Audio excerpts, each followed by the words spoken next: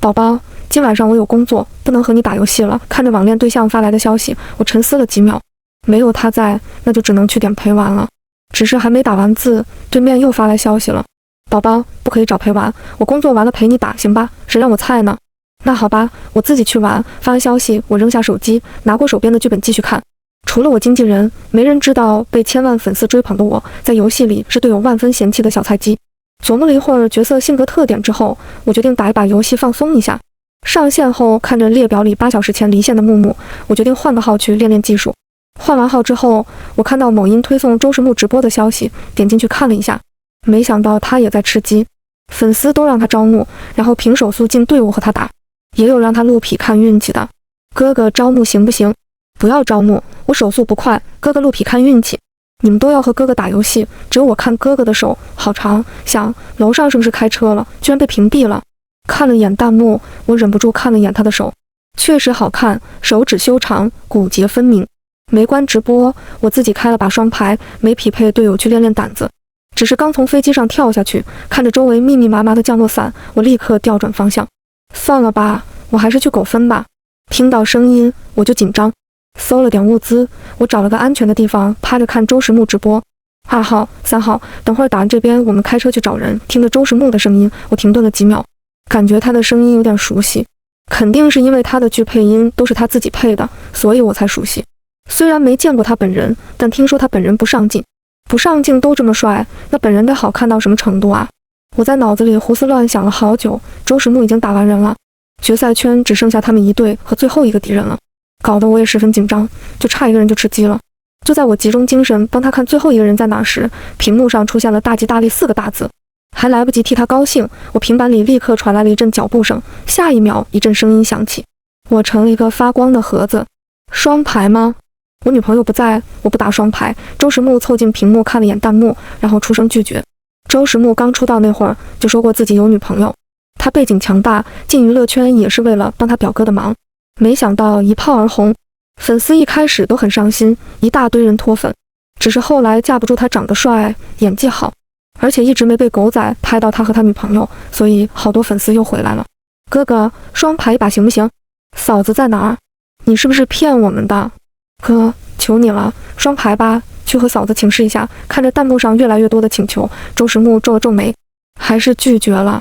过了几秒，经纪人凑近他说了几句话，周时木犹豫了几秒，拿出手机不知道在干嘛。下一秒，我手机上收到了一条微信：宝宝，如果我和别人双排，你会原谅我吗？我的心猛然一跳，一个不可思议的想法出现在了我脑子里。可以啊，我也在和别人双排。发完消息后，我立刻紧盯着屏幕里的周时木，看他拿起手机看了看，下一秒脸黑的不行。我又继续给他发消息，骗你的，我在外面吃饭，你去打呗。又给他发了张小猫亲亲的表情包，我才看到他脸色好了些。行，那就双排吧，速战速决。听着他不太高兴的语气，我心中的想法越来越强烈。我的网恋 CP 叫木木，周时木刚刚发消息，我就收到了 CP 发的，我这边发过去，他那边也收到了提示音，所以周时木不会就是我的网恋对象吧？看他要开游戏，我也立刻调整了我的游戏模式。他点开时，我也点，慢了他1秒。就在我没抱希望匹配到他的时候，我看到我的1号队友艾丁木，周时木那里也是我。我惊讶地张大嘴，不是吧，这要巧，这都能匹配到。开局周时木就跳了钢枪的地方，我跟随着他没脱离。落地后，我一直跟着他，他打人我就补人头。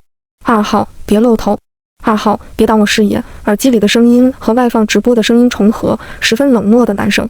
我停顿了几秒，下一秒又被打倒了。终于在我倒了6次后，周时木的声音也越来越冷漠。2号，你这操作玩什么吃鸡呀？回家斗地主行不行？说完扔了个雷在我面前。下一秒我们2个都成盒子了。XSWL， 哥哥这脾气真的会有女朋友吗？回家玩斗地主，我这操作和刚刚的小姐姐一样，我也回家玩斗地主吧。楼上的我们一起，加我一个。也不怪周时木发脾气，这2号确实菜。看着弹幕上的发言，我把平板扔在一边。行吧，我也知道我菜，只是周时木这样是我没想到的。和我打游戏时，他一直都是温声细语的，就算我菜，他也耐心的教我。我死了，他就帮我报仇自雷，下一把永远都是宝宝别怕，有我在，我打了人，他也是一直夸宝宝真厉害，我是不是可以抱大腿了？没想到和别人打他会这么暴躁。下播了，我去找我女朋友了，再见。他说完后看了眼弹幕，回了几条后就关闭了直播。就在他下播后，我又收到了一条信息：宝宝，我工作完了，打游戏吗？我冷笑一声，重重的敲击键盘，不打。斗地主呢？周时木那边回得很快，斗地主，我陪你，宝宝。说完后给我发了一个斗地主的小程序，我没点进去，毕竟斗地主我也玩不清楚。我和周时木是鹿皮遇到的，当时我被队友骂到想退游，是鹿皮到的，他安慰我，我才没卸载游戏。可能是那天他心情好吧，所以才大发善心安慰我。后来他经常陪我打游戏，来来去去，两个人也熟悉了。游戏里出了七夕打卡后，他陪我去了之后，提出了处 CP。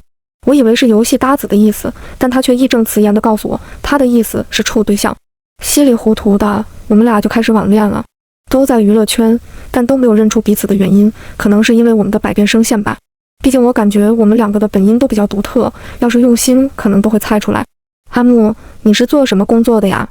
大晚上还要加班吗？虽然知道这样不道德，但我还是想知道周时木会不会说实话。即使没说，我也不会在意。但出乎我意料的是，周时木很诚实。你追星吗？看到周时木的问题，我愣了一下。虽然生活在娱乐圈，但我不追星。追星的是我的闺蜜，在我成为明星后，她抛弃了高薪工作，继承家产，成了我的小助理。而周时木就是她的墙头之一。不追，怎么了？如果我说我是周时木，你会相信吗？猫咪揣手手 JPG， 我突发奇想，有点想逗他。你是周时木？那我还说我是沈昭昭呢，不是我吹，我可是广大网友票选出来想魂穿的女星榜榜首。男星榜不用说，当然是周时木啦。宝宝喜欢沈昭昭吗？不知道周时木对我的印象是什么，想问问。喜欢啊，你不觉得她很好看？嘿，王婆卖瓜，自卖自夸。我说真话，宝宝不要生气好不好？不生气，你说吧。他这话的意思，我自恋的以为是要夸我的意思，结果下一秒他成功的让我垮脸。他长得太妖艳了，我不太喜欢这种类型。行吧，萝卜青菜各有所爱的道理我懂。你说你是周时木？内发张腹肌我看看，当初周时木的尸身大片可是让人垂涎欲滴哎。周时木犹豫了几秒，真的要看吗？宝宝，你都叫我宝宝了，看个腹肌怎么了？很快那边发了几张照片过来，身上撩起来的衣服还是今晚上直播时他穿的黑色体恤衫，不错不错，哪找的网图？我就想看看他会怎么回应。宝宝下次想看我还可以发，他没正面回应我的问题，也没有表现出被质疑后的恼羞成怒。看他这样，我突然有了丝愧疚感。最后我还是上了游戏。开局后，周时木带着我大杀四方，他打人，我舔包。人清给差不多后，周时木开口了：宝宝，今晚上我遇到一个笨蛋，自我欣赏了半天后，我慢悠悠地问他什么笨蛋？打游戏匹配的队友，一局倒6次，操作也菜菜的，又来。我不也是这样吗？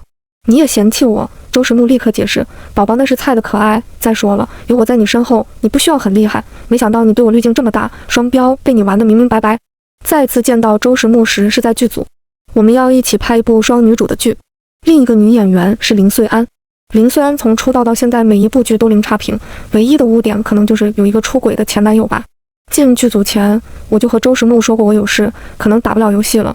他没问太多，只是会经常给我发信息。剧组的工作人员经常汇聚在一起讨论他到底有没有女朋友。每次听到这种问题的时候，我都很心虚。谁会想到自己网恋会谈到一个顶流影帝呢？拍戏的进度比较快，这期间我和林穗安的关系越来越好，和周时木偶尔也会说几句话，但不知为什么，每次我和林穗安偷偷看他时，都会被他发现。次数多了，他脸色越来越差。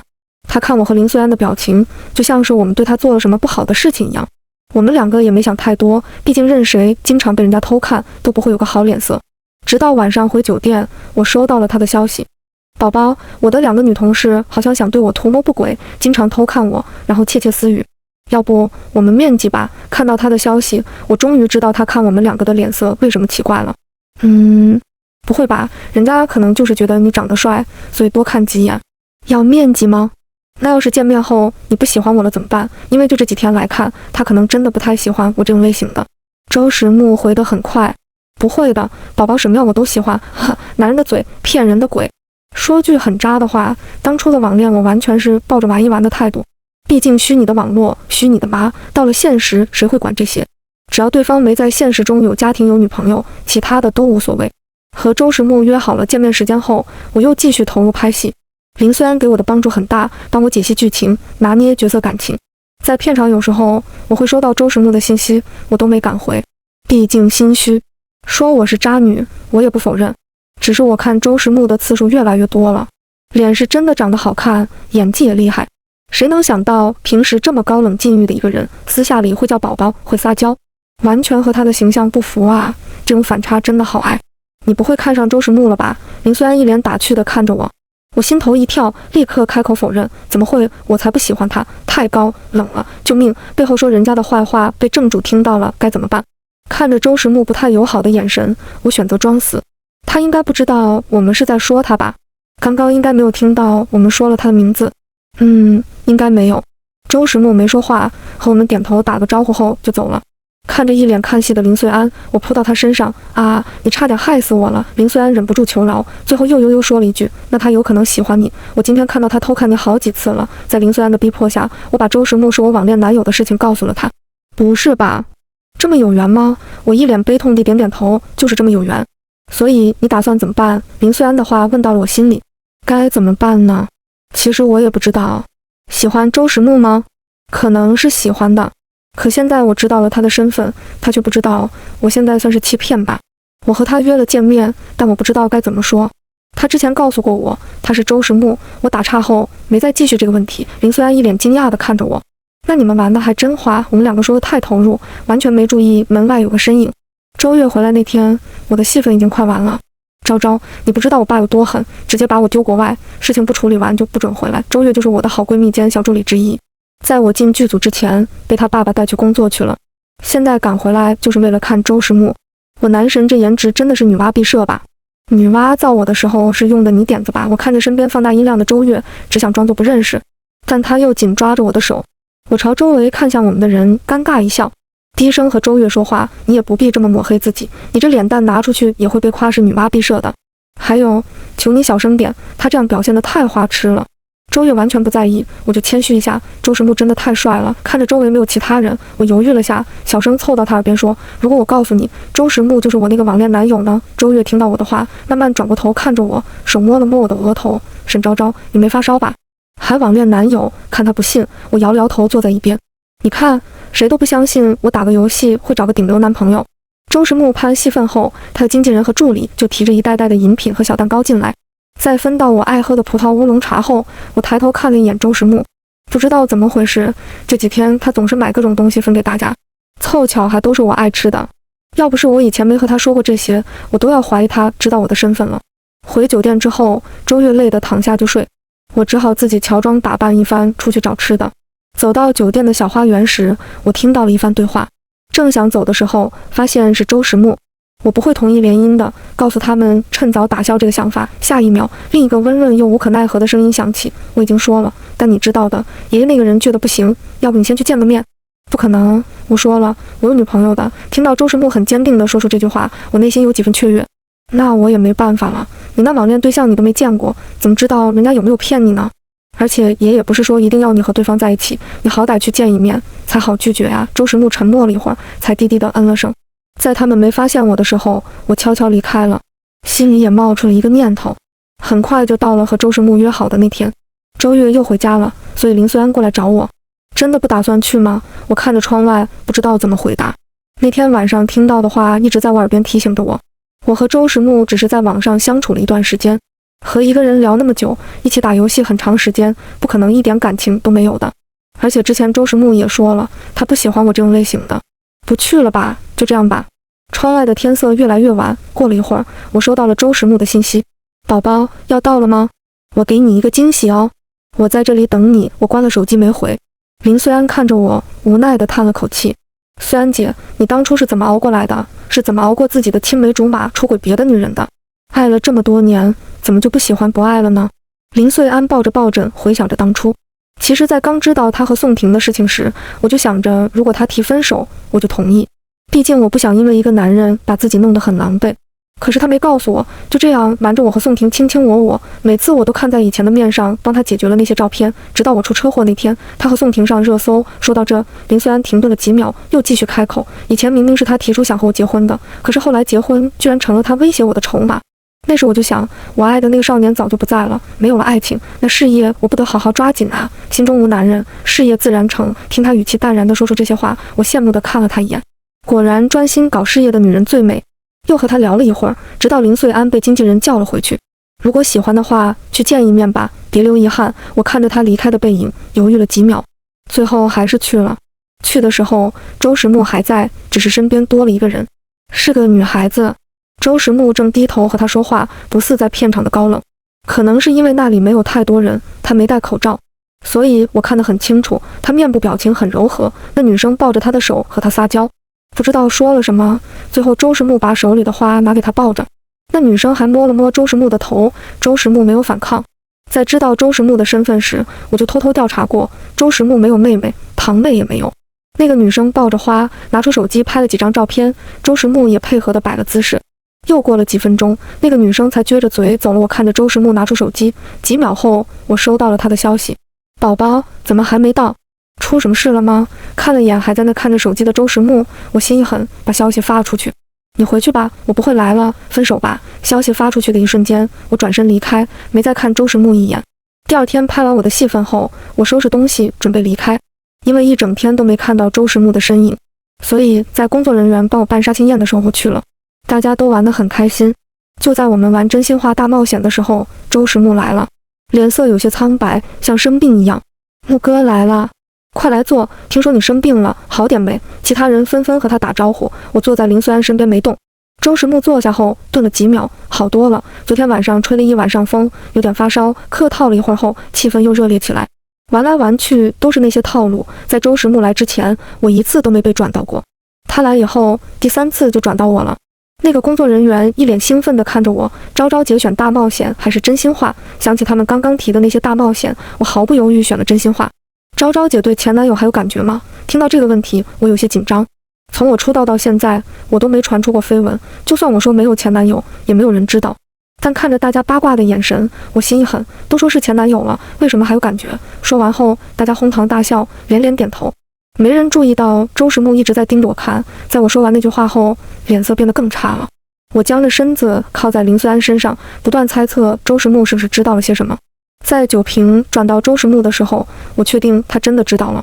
真心话的问题是，木哥一直说自己有女朋友，为什么不公开？而周时木的回答是，他不愿意公开，而且已经把我甩了。说这句话的时候，他语气很低落。我和他对视了1秒，然后我又装作若无其事地转开视线。其他人开始七嘴八舌地讨论起来。不会吧，木哥居然被甩了？木哥，你看看我，我不会甩你的。男神失恋了，那我是不是又有机会了？一群人闹作一团，我一句话也不敢说，脑子里全是周时木是怎么知道的。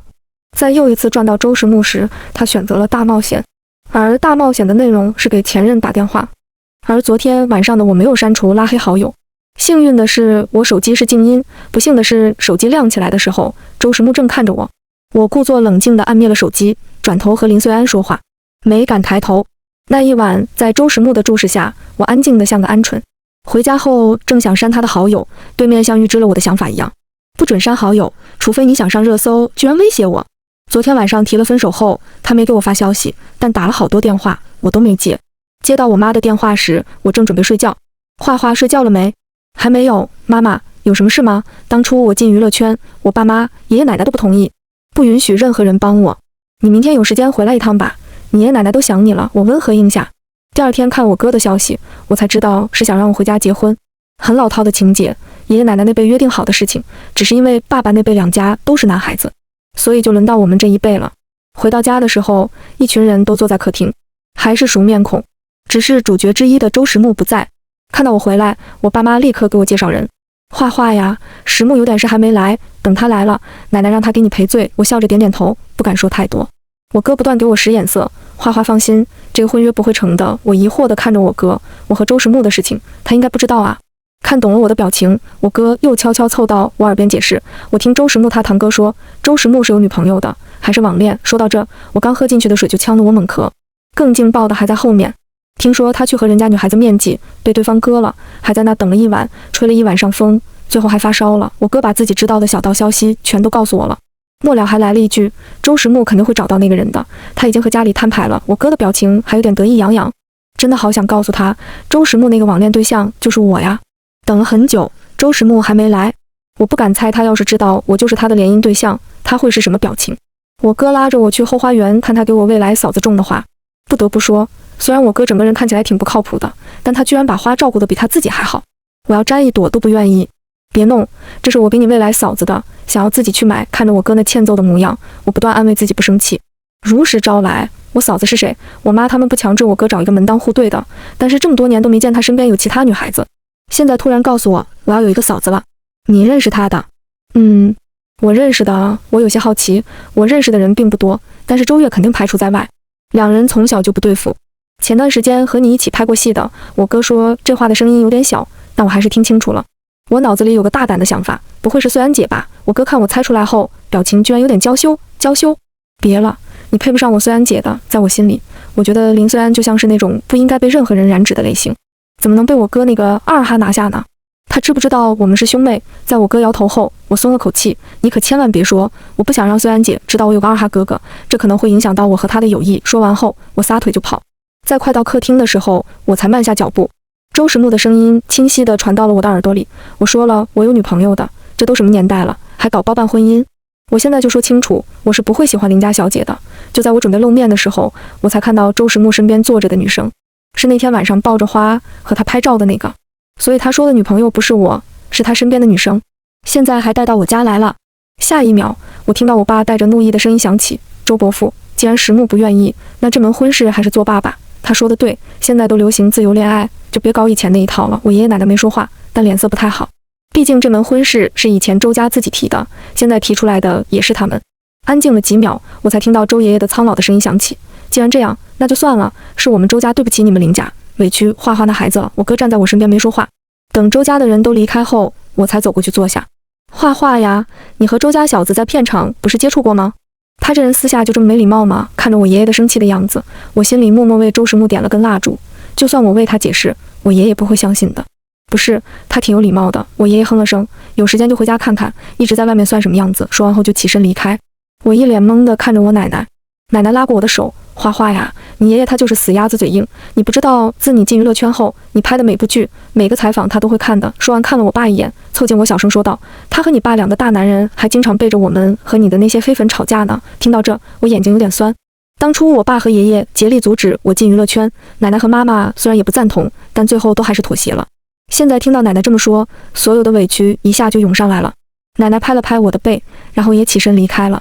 爸，谢谢你。我坐到我爸身边，轻轻地抱住他。我爸假装严肃地咳了声：谢我干什么？好好拿几个奖回来。我重重地点点头，喜极而泣。那天之后，我待在家里没出去。周时木的联系方式我还没删，有天晚上半夜起床喝水看了眼手机，居然收到了他的消息：宝宝，我好想你，你肯定不想我，在知道我的身份后居然不来找我，还和我分手。哼，你这个狠心的女人。下一秒，消息被撤回了。我才不让你看见我发的消息。就算宝宝对我这么冷漠，可是我还是会一直爱宝宝的。看着这条消息，我鸡皮疙瘩都起来了。这是哪里找来的发疯文学？不出所料，下一秒消息又被撤回了。看着备注下一直显示着对方正在输入中，我玩心一起。你发了什么？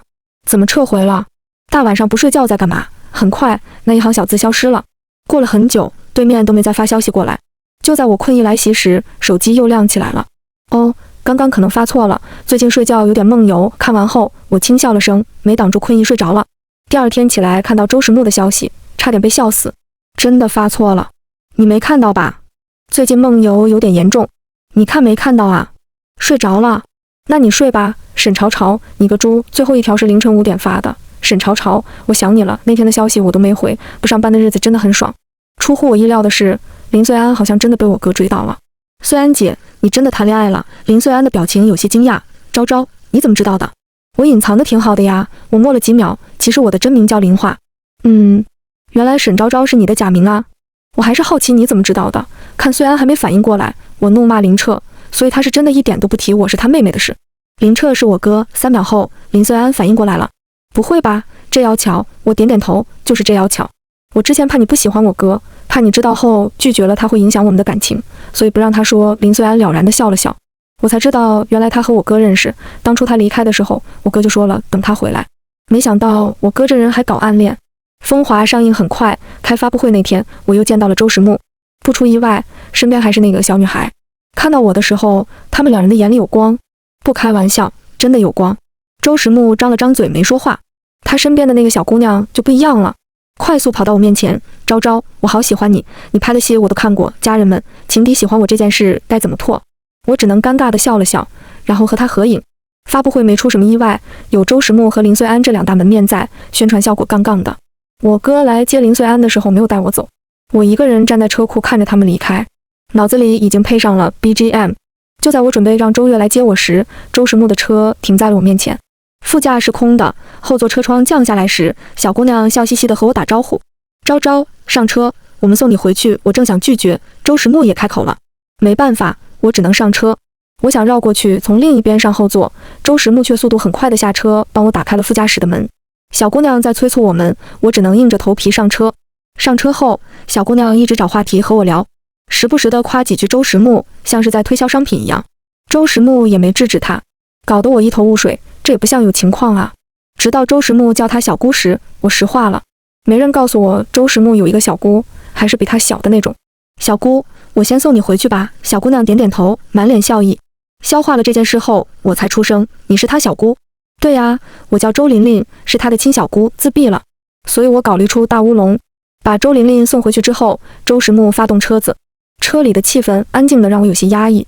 就在我想打开音乐的时候，周时木开口了，语气有些可怜巴巴的，那天晚上你为什么没来？听到这个问题，我立刻坐直身体，怎么办？要实话实说吗？